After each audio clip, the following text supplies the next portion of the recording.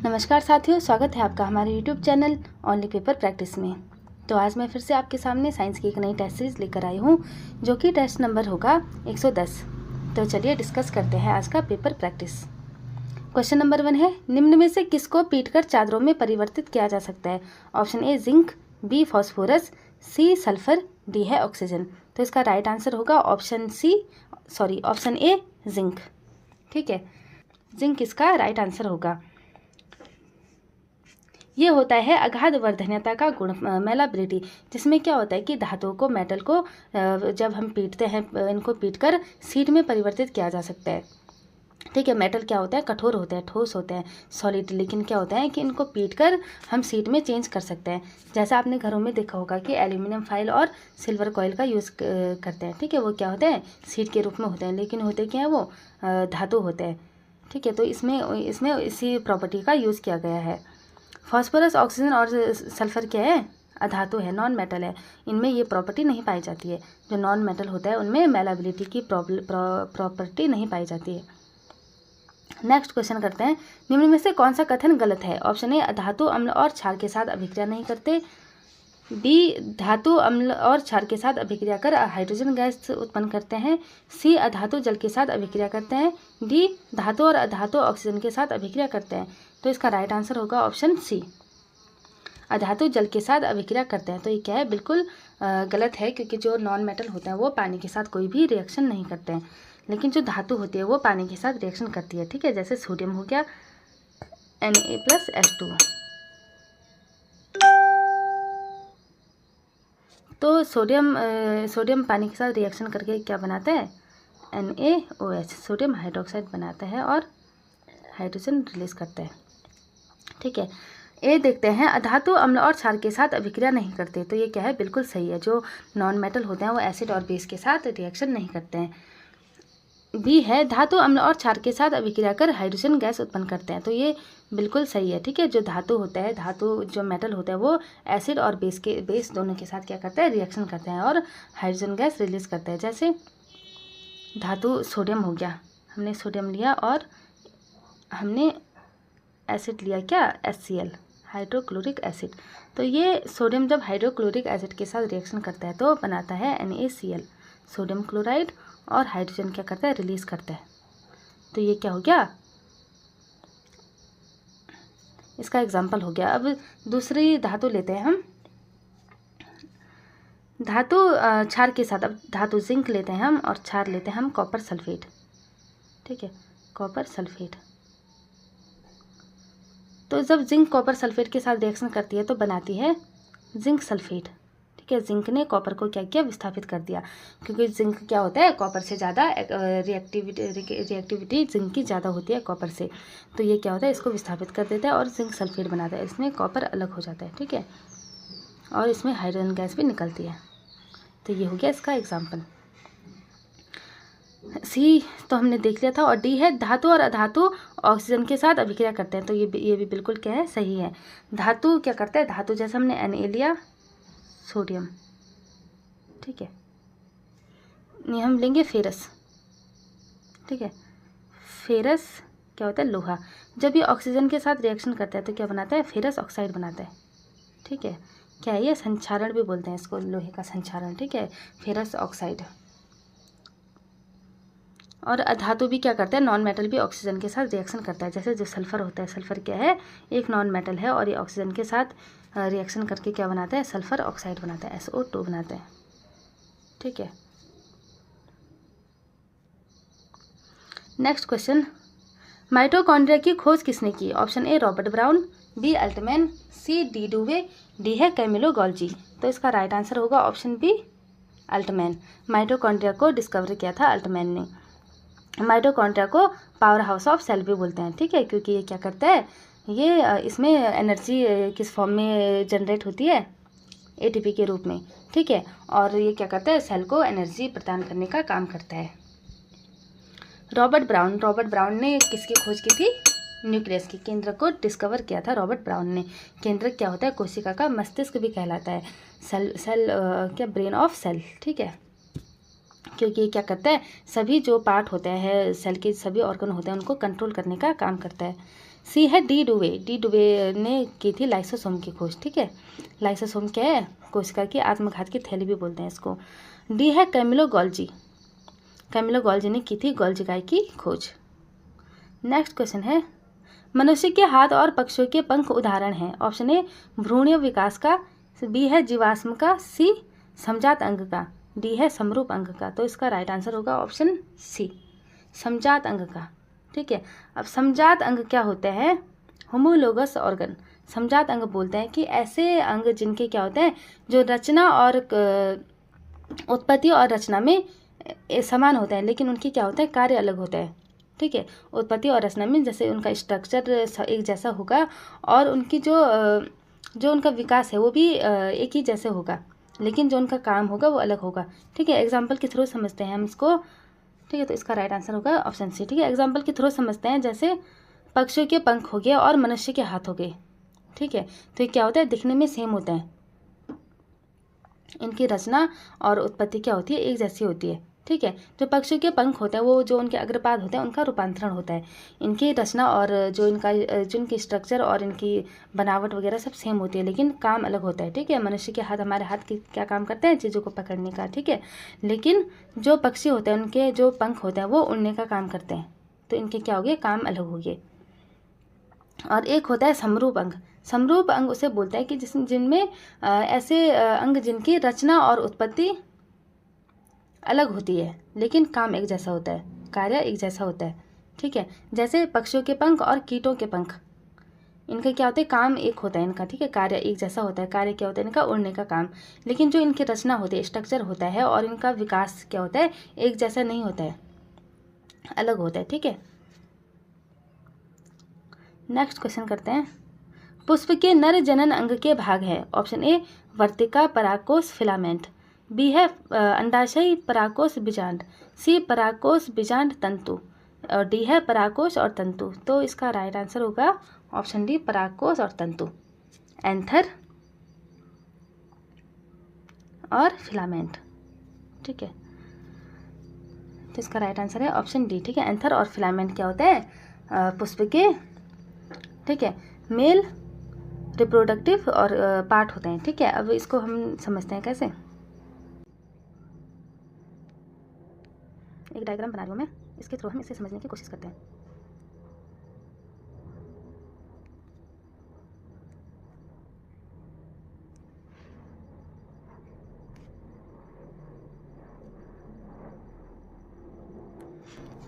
ठीक है, तो ये क्या होता है, फिलामेंट होता है। ठीक है, फिलामेंट, और ये होता है एंथर, परागकोश। तो ये क्या है, मेल रिप्रोडक्टिव ऑर्गन होते हैं। और जो ये है, ये होता है अंडाशय, ओवेरी, जो क्या है, फीमेल रिप्रोडक्टिव ऑर्गन है। और ये होता है हमारा वर्तिका। ठीक है, वर्तिकाग्र। वर्तिकाग्र क्या होता है, स्टिग्मा होता है, जो फीमेल ऑर्गन पार्ट है, और ये होता है वर्तिका। ठीक है, स्टाइल, ये भी क्या होता है, फीमेल ऑर्गन पार्ट होता है। तो इनमें वर्तिका और जो अंडाशय, बीजांड और वर्तिकाग्र, ये सारी क्या होता है, फीमेल ऑर्गन पार्ट होते हैं, और परागकोश, एंथर और फिलामेंट मेल ऑर्गन पार्ट होते हैं। नेक्स्ट क्वेश्चन है, निम्न में से टिंचर आयोडीन से किसका परीक्षण किया जाता है। ऑप्शन ए कार्बोहाइड्रेट, बी है प्रोटीन, सी वसा, और डी है कोई नहीं। तो इसका राइट आंसर होगा ऑप्शन ए, कार्बोहाइड्रेट। ठीक है, कार्बोहाइड्रेट का टेस्ट करने के लिए टिंचर आयोडीन का यूज़ करते हैं। ठीक है, आइए हम देखते हैं कैसे करेंगे इसको। हम लेंगे क्या, एक आलू का टुकड़ा। ठीक है, क्योंकि आलू में क्या पाया जाता है, कार्बोहाइड्रेट पाया जाता है। तो आलू का टुकड़ा लेंगे और उसमें कुछ बूंद हम डाल देंगे टिंचर आयोडीन। ठीक है, थोड़ी देर बाद हम देखेंगे कि अगर ये काला या नीला रंग का होता है, इसका मतलब इसमें क्या है, कार्बोहाइड्रेट की उपस्थिति है। ठीक है, एक आता है बेनेडिक्ट विलियन। तो बेनेडिक्ट विलियन से भी हम कार्बोहाइड्रेट का टेस्ट करते हैं। ठीक है साथियों, नेक्स्ट क्वेश्चन करने से पहले मैं आपको बताना चाहती हूँ कि हमारे इस चैनल पर उत्तराखंड और जीएस की टेस्ट सीरीज चल रही है, वो तो आपको पता ही होगा। तो आप क्या कर सकते हैं कि प्लेलिस्ट में जाकर इसकी टेस्ट सीरीज को भी देख सकते हैं। ठीक है, नेक्स्ट क्वेश्चन है, निम्न में से पादपों के लिए कौन सा सूक्ष्म मात्रिक पोषक पदार्थ है। निम्न में से पादपों के लिए कौन सा सूक्ष्म मात्रिक पोषक पदार्थ है? तो इसका राइट आंसर होगा ऑप्शन बी, मैग्नीज। ठीक है। पोषक पदार्थ, न्यूट्रिएंट्स। ठीक है, न्यूट्रिएंट्स क्या होते हैं?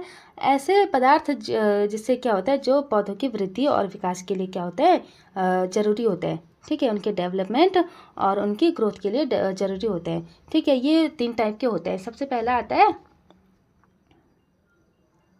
Major nutrients. ठीक है, दूसरा आता है सेकेंडरी न्यूट्रिएंट्स और तीसरा आता है सूक्ष्म मात्रिक पोषक पदार्थ बोलते हैं, जिसको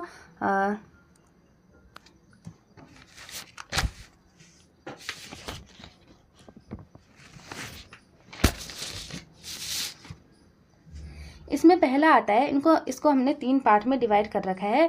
ठीक है, पहला आता है मुख्य पोषक तत्व, जिसको बोलते हैं मेजर न्यूट्रिएंट्स। दूसरा आता है द्वितीय पोषक तत्व, सेकेंडरी न्यूट्रिएंट्स। और तीसरा आता है सूक्ष्म पोषक तत्व, माइक्रो न्यूट्रिएंट्स। तो जो मुख्य पोषक तत्व होता है, मेजर न्यूट्रिएंट्स होता है, ये पौधों को इनकी ज़्यादा मात्रा में आवश्यकता होती है। जैसे इसमें हो गया ऑक्सीजन, कार्बन, हाइड्रोजन हो गया, नाइट्रोजन, फॉस्फोरस, पोटेशियम। ठीक है, द्वितीय पोषक तत्व में आते हैं, जैसे इनकी आवश्यकता क्या होती है, पौधों को थोड़ा कम मात्रा में होती है, जैसे कैल्शियम, मैग्नीशियम, सल्फर। ठीक है, तो इसमें सल्फर, मैग्नीशियम और सल्फर और जो मैग्नीशियम है वो सेकेंडरी न्यूट्रिएंट्स है, इनकी कम मात्रा में आवश्यकता होती है पौधों को। ठीक है, अब सूक्ष्म पोषक तत्व है माइक्रो न्यूट्रिएंट्स। ठीक है, इनकी पौधों को बहुत ही कम मात्रा में आवश्यकता होती है। इसमें जैसे एक हो गया मैग्नीज, कॉपर, जिंक।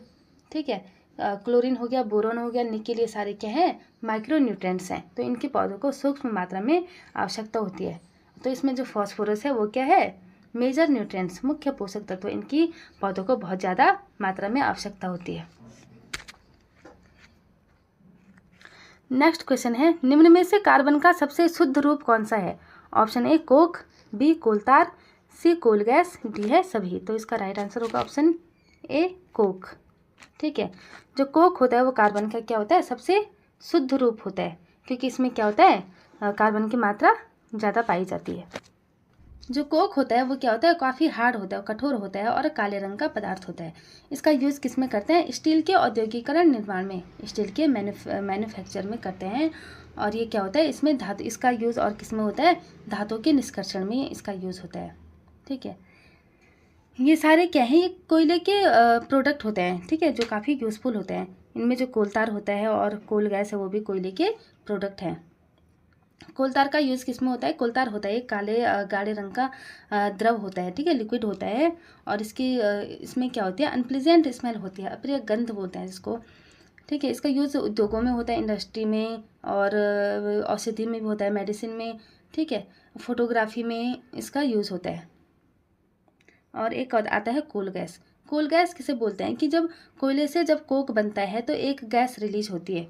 ठीक है, जो क्या, इसी को क्या बोलते हैं, कोल गैस बोलते हैं। ये क्या होता है, ईंधन का एक बहुत ही अच्छा प्रकार होता है, जिसका यूज़ होता है इंडस्ट्री में। ठीक है, ईंधन के रूप में जिसका यूज़ करते हैं। नेक्स्ट क्वेश्चन करते हैं, निम्न में से कौन सा कथन गलत है? ऑप्शन ए कोयला, पेट्रोलियम, प्राकृतिक गैस, जीवाश्म ईंधन है। बी है जीवाश्म ईंधनों को प्रयोगशाला में तैयार किया जा सकता है। सी सीएनजी बहुत कम प्रदूषण उत्पन्न करता है। डी पेट्रोलियम, कोयला, प्राकृतिक गैस जैसे प्राकृतिक संसाधन ऊर्जा के अनवीकरणीय स्रोत है। तो इसका राइट आंसर होगा ऑप्शन डी, जीवाश्म ईंधनों को प्रयोगशाला में तैयार किया जा सकता है। तो ये क्या है, बिल्कुल गलत है। जो जीवाश्म ईंधन होते हैं, फॉसिल फ्यूल्स होते हैं, उनको लेबोरेटरी में हम तैयार नहीं कर सकते, क्योंकि जो जीवाश्म ईंधन होते हैं वो क्या होते हैं, नेचुरल बनते हैं। ठीक है, और इनको बनने में काफ़ी लंबा समय लगता है और ये क्या होता है, बहुत धीमी प्रोसेस होती है, इसको बनने में काफ़ी टाइम लगता है। और प्रयोगशाला में हम ऐसी, लेबोरेटरी में हम ऐसी सिचुएशन को क्रिएट नहीं कर सकते जो क्या होता है, जो नेचुरली हो सकता है। ठीक है, तो प्रयोगशाला में जो लेबोरेटरी होती है उसमें हम जीवाश्म ईंधनों को तैयार नहीं कर सकते हैं। अब इसमें फर्स्ट ऑप्शन देखते हैं कि क्या है, कोयला, पेट्रोलियम, प्राकृतिक गैस क्या है, जीवाश्म ईंधन है। तो ये बिल्कुल सही है। जो कोयला और पेट्रोलियम, प्राकृतिक गैस होते हैं वो जीवाश्म ईंधन होते हैं। जीवाश्म ईंधन मीन्स ऐसे ईंधन जो किससे बनते हैं, जीवाश्म से बनते हैं। ठीक है। मरे हुए पेड़ पौधे जीव जंतु, जंतु क्या होते हैं, जब इन मरे हुए पेड़ पौधे जीव जंतुओं के अवशेष से बनते हैं। ठीक है। क्या होता है कि इसको बनने में, जीवाश्म को बनने में काफ़ी टाइम लगता है और ये उच्च ताप और दाब से बनते हैं, हाई हाई प्रेशर और हाई टेम्परेचर से बनते हैं। और ये क्या है, काफ़ी लॉन्ग प्रोसेस है और धीरे धीरे इनका क्या होता है, ये जीवाश्म में बनने लगते हैं। और फिर क्या होता है, इनसे ईंधन प्राप्त होता है, कोयला, पेट्रोलियम, प्राकृतिक गैस।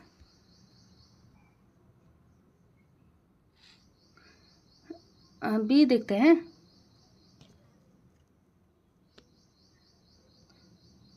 सी है, सीएनजी बहुत कम प्रदूषण उत्पन्न करता है, तो ये बिल्कुल सही है। जो सीएनजी है, कंप्रेस्ड नेचुरल गैस, ये क्या है, एक प्राकृतिक गैस का प्रकार है जो क्या करता है, बहुत कम मात्रा में पॉल्यूशन रिलीज करता है। ठीक है। आजकल इसका बहुत ज़्यादा यूज़ होता है, जैसे वाहनों में भी इसका यूज़ करते हैं।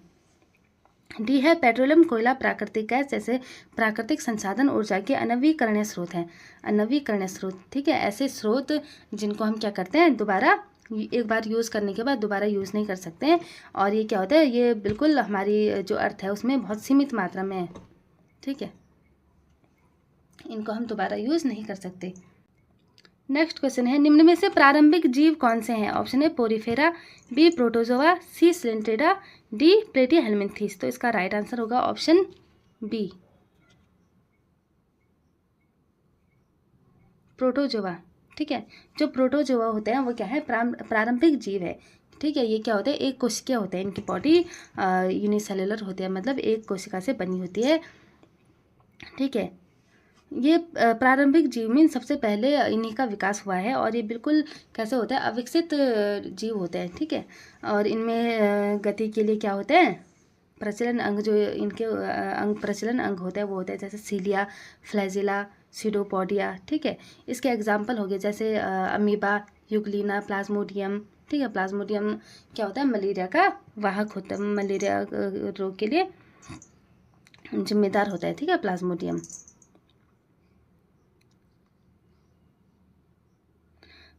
ठीक है, तो इसका राइट आंसर होगा प्रोटोजोआ।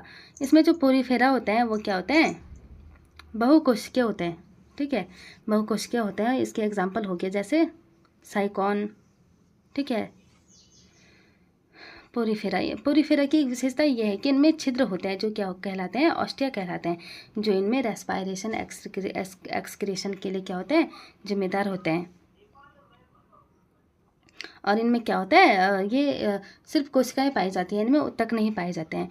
सी है सिलेंट्रेटा। अब जो सिलेंट्रेटा है ये क्या है, उत्तक स्तर के संगठन होता है इनमें, क्योंकि अब इनमें धीरे धीरे क्या है, उत्तक बनने लग जाते हैं। ठीक है। और इनमें क्या होता है, इनकी विशेषता है कि इनमें दंश कोशिकाएं होती है। इसके एग्जाम्पल हो गया जैसे सिलेंट्रेटा में हाइड्रा हो गया, समुद्री एनिमोन, ये क्या है, सिलेंट्रेटा के प्रकार हैं। अब आता है डी प्लेटीहेल्मिन्थीस। प्लेटीहेल्मिन्थीस ऐसे जीव होते हैं जिनकी जो बॉडी होती है वो चपटी होती है, मतलब इनको चपटे कृमि भी बोलते हैं, क्योंकि इनकी जो बॉडी होती है वो प्लेट के जैसी होती है। ठीक है। अब ये होता है अंग स्तर के संगठन पाया जाता है इनमें, मतलब इनमें अंग बनना स्टार्ट हो जाता है। ठीक है। अंग किससे बनते हैं, उत्तकों से मिलकर बनते हैं, और उत्तक बनते हैं कोशिकाओं से। ठीक है। जैसे जैसे अब इसके एग्जाम्पल हो गया जैसे प्लेनेरिया, फाइसेलिया, ये क्या होता है, प्लेटीहेल्मिन्थीस होते हैं। अब जैसे जैसे जीवों का विकास होता है वैसे वैसे उनमें क्या होता है, चीज़ें डेवलप होने लगती है, उनका जो ऑर्गन होता है वो डेवलप होने लगते हैं। जैसे जो ह्यूमन बींग्स हैं तो हम किस में आते हैं, कॉर्डेटा फाइलम में आते हैं। तो क्या होता है, तो हम और विकसित जीव हैं। ठीक है, सबसे ज़्यादा विकसित है, और धीरे धीरे क्या होता है, जीवों का विकास होता रहता है। तो सबसे पहले कौन सा जीव आता है, प्रोटोजोआ, फिर आता है पोरीफेरा, उसके बाद सिलेंट्रेटा, प्लेटीहेल्मिन्थीस। ठीक है। धीरे धीरे एस्केहेल्मिन्थीस हो गया, एनेलिडा हो गया, ऑर्थोपोडा। ठीक है। धीरे धीरे इनकी जो सीरीज है वो बढ़ती जाती है और इनका विकास होता जाता है। नेक्स्ट क्वेश्चन है, निम्न में से कौन से कोशिकांग पादप एवं जंतु दोनों में पाए जाते हैं? ऑप्शन ए कोशिका भित्ति, बी केंद्रक, सी लवक, डी है राइबोसोम। ठीक है। तो ए है इसमें 1 और 3, बी है 2 और 3, सी है 2 और 4 और डी है 3 और 4। तो पादप और जंतु दोनों में कौन से ऑर्गन पाए जाते हैं? इनमें एक होता है केंद्रक और दूसरा होता है राइबोसोम। तो 2 और 4 किस में, सी में। ठीक है। तो इसका राइट आंसर होगा ऑप्शन सी। ठीक है। प्लांट सेल और एनिमल सेल दोनों में क्या पाए जाते हैं? इनमें से केंद्रक, न्यूक्लियस और राइबोसोम। ठीक है। जो कोशिका भित्ति और लवक होते हैं वो किस में होते हैं? प्लांट सेल में पाई जाते हैं। सेल वॉल क्या होती है? प्लांट सेल में पाई जाती है, जो प्लांट सेल की सबसे भारी परत बनाता है, ठीक है, सबसे भारी पार्ट होता है जो सेल को प्रोटेक्ट करने का काम करता है। और प्लांट सेल के जो प्लांट में जो कोशिका भित्ति होती है, सेल वॉल होती है, वो बनी होती है सेल्यूलोज से, ठीक है। अब आता है लवक, प्लास्टिड भी किस में पाया जाता है? प्लांट सेल में पाया जाता है, ठीक है। ये कितने टाइप के होते हैं? 3 टाइप के होते हैं, क्लोरोप्लास्ट, क्रोमोप्लास्ट और ल्यूकोप्लास्ट, ठीक है। क्लोरोप्लास्ट में क्या पाया जाता है? क्लोरोफिल एक पिगमेंट होता है जो क्लोरोप्लास्ट में पाया जाता है और ये फोटोसिंथेसिस में भाग लेता है।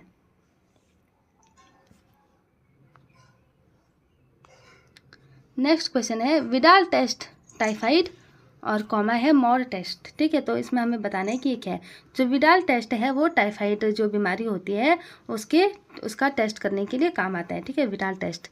और इसमें हम बताएंगे कि जो मॉर टेस्ट है वो किस बीमारी के लिए यूज़ होता है। तो इसमें ऑप्शन ए है प्लेग, बी है तपेदिक, सी चिकनगुनिया, डी है निमोनिया। तो इसका राइट आंसर होगा ऑप्शन बी तपेदिक, टीबी, ट्यूबरकुलोसिस के लिए क्या होता है? ट्यूबरकुलोसिस के परीक्षण के लिए क्या करते हैं? मॉड टेस्ट का यूज़ करते हैं, ठीक है। तपेदिक क्या है? एक बैक्टीरिया से होने वाली डिजीज़ है, जो कौन से बैक्टीरिया से होती है? माइक्रोबैक्टीरियम ट्यूबरकुलोसिस से, ठीक है। ये क्या करता है? हमारे फेफड़ों को प्रभावित करता है। और टाइफाइड क्या है? टाइफाइड भी बैक्टीरिया से होने वाली डिजीज़ है, जो होती है कौन से बैक्टीरिया से? साल्मोनेला टाइफी, ठीक है। ये क्या करते हैं? हमारे आंत को प्रभावित करता है और ये दूषित खाना हो गया, दूषित भोजन और गंदा पानी इसके ज़रिए फैलता है, ठीक है। प्लेग, अब आता है प्लेग किससे फैलता है? पिस्सू और चूहों से, ठीक है। और चिकनगुनिया फैलता है किससे? मच्छरों से, ठीक है, एडिस मच्छर से फैलता है। ये एक क्या है? वायरस से होने वाली डिजीज़ है chikungunya.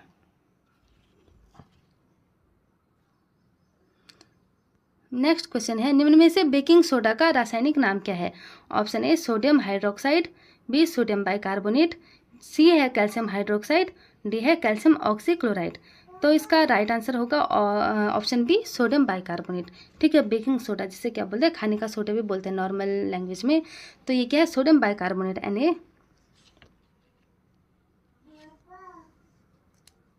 NaOH, sodium bicarbonate. Sodium bicarbonate नाम है किसका? बेकिंग सोडा का। सोडियम हाइड्रोक्साइड NaOH, तो ये किसका केमिकल नेम है? कास्टिक सोडा का, ठीक है। कैल्शियम हाइड्रोक्साइड, कैल्शियम CaOH का होल ट्वाइस, कैल्शियम हाइड्रोक्साइड नाम है किसका? बुझा हुआ चूने का, ठीक है। और कैल्शियम ऑक्सीक्लोराइड नाम है कैल्शियम